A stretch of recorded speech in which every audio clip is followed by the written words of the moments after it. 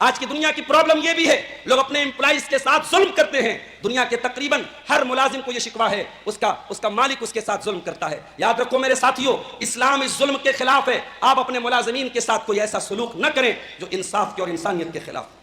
اور دوسری طرف جو ملازم ہے، جو امپلائی ہے، شریعت اس سے کیا کہتی ہے کہ تیرے اندر دو کوالٹی ہونی چاہیے. اللہ تعالیٰ نے قرآن میں فرمایا کہ ان خیر من استاجرت القوی الامین، کہ کسی کو جب اجرت پہ رکھا جائے، کسی کو جب ملازمت پہ رکھا جائے تو اس کے اندر دو کوالٹی ہونی چاہیے. ایک یہ کہ وہ قوی ہو، اس کو ہم جو کام دے رہے ہیں اس کام کے کرنے کی طاقت ہو، اور دوسرے یہ کہ وہ امانت دار ہو. یہ دو چیزیں ایک ملازم کے اندر ہونا ضروری ہے. آپ اپنے کام میں ماہر ہو، اپنے کام میں ایکسپرٹ ہو، جو کام آپ کو دیا گیا ہے وہ کام کرنے کے لائق ہو. اور دوسری چیز یہ ہے کہ آپ اپنے کام کے متعلق ایماندار ہو. آپ کو یہ احساس ہو کہ یہ کام میری ڈیوٹی ہے اور آپ اپنی ڈیوٹی کا حق ادا کریں. یہ اللہ کا یہ فرمان دنیا کی ہر کرپشن کی جڑ توڑ دیتا ہے. یہ بڑے بڑے گورنمنٹ آفیسز میں، یہ بڑے بڑے جہاں پہ ملازمت اور نوکری کا کام ہو رہا ہے، جہاں پہ لوگ اپنے کاموں کے متعلق خیانت کر رہے ہیں، قرآن کریم کی یہ آیت ان سب کا رد کر رہی ہے کہ اے نوکری کرنے والے، اے ملازمت کرنے والے، اے ڈیوٹی کرنے والے، تو اپنے کام میں ایماندار بن. یہی وجہ ہے کہ جب حضرت یوسف علیہ السلام سے بادشاہ مصر کی بات چیت ہوئی اور بادشاہ مصر بہت متاثر ہوا تو حضرت یوسف نے کیا کہا؟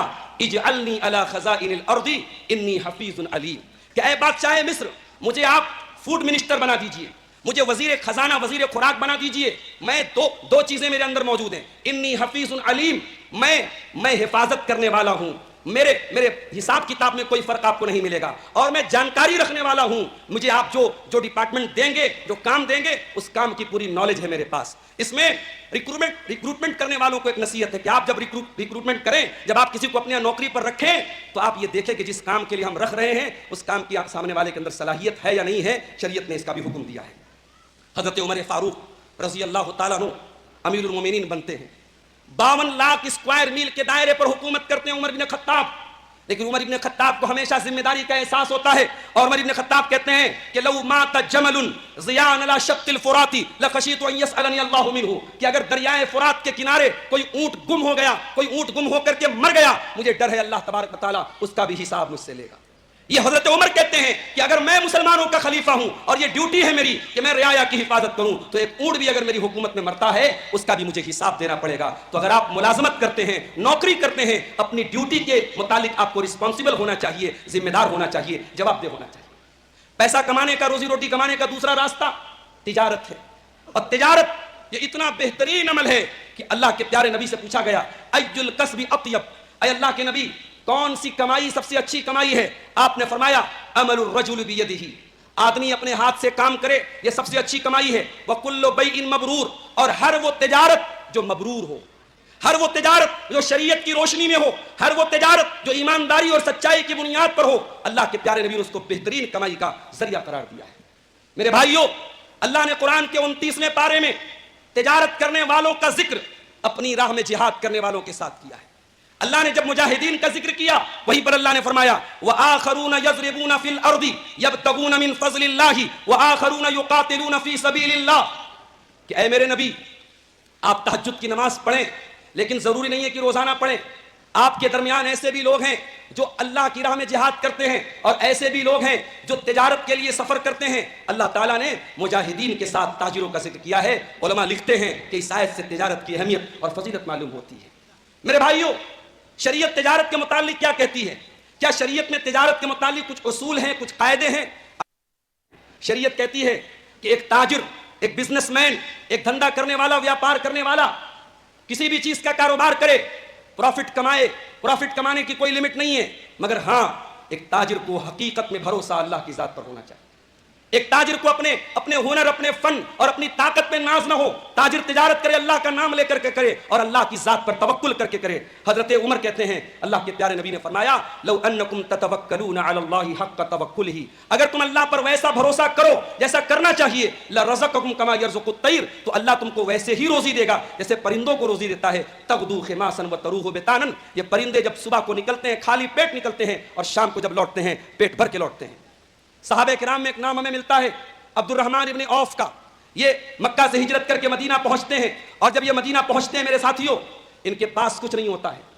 اللہ کے نبی نے ان کا بھائی چارہ حضرت سعد بن ربیع کے ساتھ کرایا.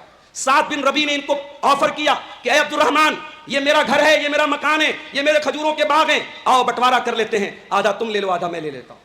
عبد الرحمن ابن عوف خوددار انسان تھے، فری کا مال لینا نہیں چاہتے تھے، مفت کا مال لینا نہیں چاہتے تھے۔ عبد الرحمن ابن عوف نے کہا بارک اللہ لک فی اہلک و مالک، اے میرے بھائی سعد بن ربیع، اللہ تیرے مال میں برکت دے، تیرے اہل و عیال میں برکت دے، مجھے بازار کا راستہ بتا دے۔ بازار جاتے ہیں اور عبد الرحمن ابن عوف یہ گھی کا اور پنیر کا بزنس شروع کرتے ہیں، گھی اور پنیر کا بزنس شروع کرتے ہیں۔ اور میں یہاں یہ بھی بتا دوں کہ مدینہ کا مارکیٹ اس وقت یہودیوں کے قبضے میں تھا، پورے مارکیٹ پر یہودیوں کا ہولڈ تھا، مگر عبد الرحمن ابن عوف نے اسی مارکیٹ میں اپنا بزنس اسٹارٹ کیا اور کچھ ہی دنوں میں اتنی انہوں نے ترقی کی کہ انہوں نے شادی کر لی، اور جب شادی کر لی اور ان کے کپڑوں پر زردی کا نشان دیکھ کر کے اللہ کے پیارے نبی کو اندازہ لگا کہ انہوں نے شادی کی ہے، تو اللہ کے نبی نے پوچھا کہ کیا آپ نے شادی کی ہے؟ انہوں نے کہا کہ ہاں میں نے شادی کی ہے، ایک انصار کی لڑکی سے میں نے شادی کی ہے۔ آپ نے پوچھا کہ آپ نے اپنی بیوی کو مہر میں کیا دیا ہے؟ تو انہوں نے کہا کہ وزن نوات من ذهب، میں نے کھجور کی گٹھلی کے برابر سونا اپنی بیوی کو مہر میں دیا ہے۔ یہ کچھ ہی دنوں کی ان کی تجارت کی برکت ہے کہ بیوی کو مہر میں کھجور کی گٹھلی کے برابر سونا دیتے ہیں۔ اللہ کے پیارے نبی صلی اللہ علیہ وسلم فرماتے ہیں اولم ولو بشاتن، اے عبد الرحمن ولیمہ کرو، اگرچہ ایک بکری کا ہی ولیمہ کرو۔ تو میرے بھائیو، تجارت میں اگر انسان اللہ کی ذات پر توکل کرے، اللہ ایسے راستوں سے برکت دے گا انسان تصور نہیں کر سکتا ہے۔ عبد الرحمن بن عوف اتنے بڑے تاجر بن جاتے ہیں، کہتے ہیں مجھے اللہ نے اتنی برکت دی کہ میں پتھر بھی اٹھاتا ہوں تو مجھے امید ہوتی ہے کہ پتھر کے نیچے مجھے سونا ملے گا۔ ان کی تجارت ایمانداری کی بنیاد پر چلتی تھی، یہ پروفٹ کم کماتے تھے مگر کوانٹٹی میں کام کرتے تھے، اللہ تعالیٰ نے ان کی تجارت میں بہت برکت دی۔ ایک تاجر کے لیے دوسری بڑی ذمہ داری یہ ہے کہ جب وہ تجارت کے میدان میں نکلے تو وہ پتہ کرے، وہ معلوم کرے کہ ہماری شریعت میں تجارت کی کون سی شکلیں حلال ہیں، کون سی شکلیں حرام ہیں۔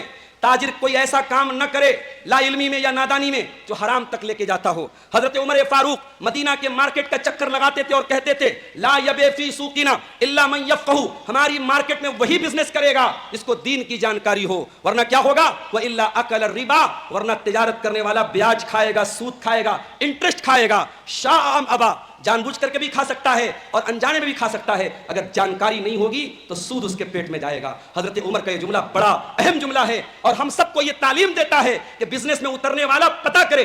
آپ کبھی حدیث کی کتابوں کو پڑھ کے دیکھیے، حدیث کی کتابوں میں جہاں کتاب الصلاۃ کا چیپٹر ہے، کتاب الزکوٰۃ کا چیپٹر ہے، کتاب الصوم کا چیپٹر ہے، کتاب الحج کا چیپٹر ہے، وہیں حدیث کی کتابوں میں کتاب البیوع کا بھی ایک چیپٹر ہے۔ کون سی تجارت جائز ہے، کون سی تجارت ناجائز ہے، کون سا کاروبار حلال ہے، کاروبار کی کون سی شکل حرام ہے، یہ بھی میرے پیارے ساتھیوں اللہ کے پیارے نبی کی تعلیمات کا حصہ ہیں۔ ایک تاجر کو اس کی جانکاری حاصل کرنا چاہیے۔ تیسری چیز